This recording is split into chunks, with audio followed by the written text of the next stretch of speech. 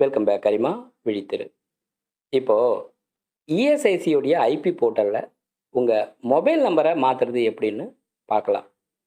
https://www.esic.gov.in வெப்சைட்டை open பண்ணுறேன்.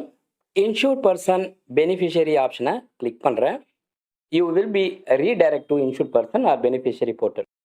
இஎஸ்ஐசியுடைய IP போர்ட்டலுக்கு ரீடைரக்ட் ஆகலாமா அப்படின்னு கேட்குது. நான் வந்து ஓகே ஆப்ஷனை கிளிக் பண்ணுறேன். லாங்குவேஜ் பார்த்தீங்கன்னா உங்களுக்கு எது தேவையோ சூஸ் பண்ணிக்கோங்க. நான் வந்து இங்கிலீஷை சூஸ் பண்ணுறேன். ஐபி போர்ட்டலில் நீங்கள் ஏற்கனவே பதிவு செய்யாதவங்க எப்படி சைன்அப் செய்கிறதுன்னு வீடியோ இதே சேனலில் இருக்குது. தேவைப்படுறவங்க யூஸ் பண்ணிக்கோங்க. நான் வந்து ஆல்ரெடி பதிவு செஞ்சுருக்கேன். அதனால் என்னோடய யூசர் ஐடி, பாஸ்வேர்டு, கேப்சா இந்த மூணுத்தையுமே இங்கே டைப் பண்ணிவிட்டு லாகின் ஆப்ஷனை கிளிக் பண்ணுறேன். அடுத்து பார்த்தீங்கன்னா ஆதார் சீடிங் சம்மந்தமாக ஒரு ஃப்ளாஷ் மெசேஜ் வருது.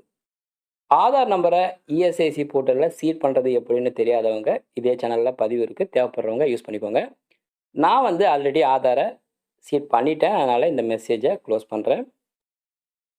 அடுத்து பார்த்தீங்கன்னா இன்சூர்ட் பர்சனுக்கு கீழே அப்டேட் பர்டிகுலர் ஆப்ஷனை கிளிக் பண்ணுறேன்.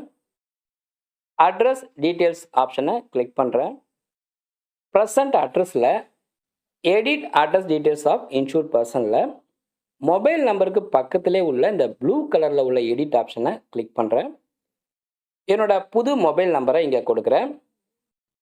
பர்மனண்ட் அட்ரஸில் உள்ள மொபைல் நம்பரு தேவைப்பட்டுச்சுன்னா மாற்றிக்கலாம். இல்லை பழைய நம்பரே இருந்தாலும் ஓகே அப்படின்னா அப்படியே விட்டுடலாம். இப்போ நான் வந்து பர்மனண்ட் அட்ரஸ்லேயும் என்னோடய மொபைல் நம்பரை இங்கே கொடுத்துட்டு இப்போ வந்து வேலிடேட் மொபைல் நம்பர் ஆப்ஷனை கிளிக் பண்ணுறேன். டேர்ம்ஸ் அண்ட் கண்டிஷனை கிளிக் பண்ணிவிட்டு அப்டேட் ஆப்ஷனை கிளிக் பண்ணுறேன்.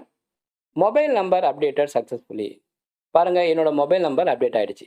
இந்த பதிவு உங்களுக்கு பிடிச்சிருந்தா லைக் பண்ணுங்கள், சேனலை சப்ஸ்கிரைப் பண்ணுங்கள். மீண்டும் பயனுள்ள அடுத்த பதிவு சந்திப்போம். நன்றி, வணக்கம்.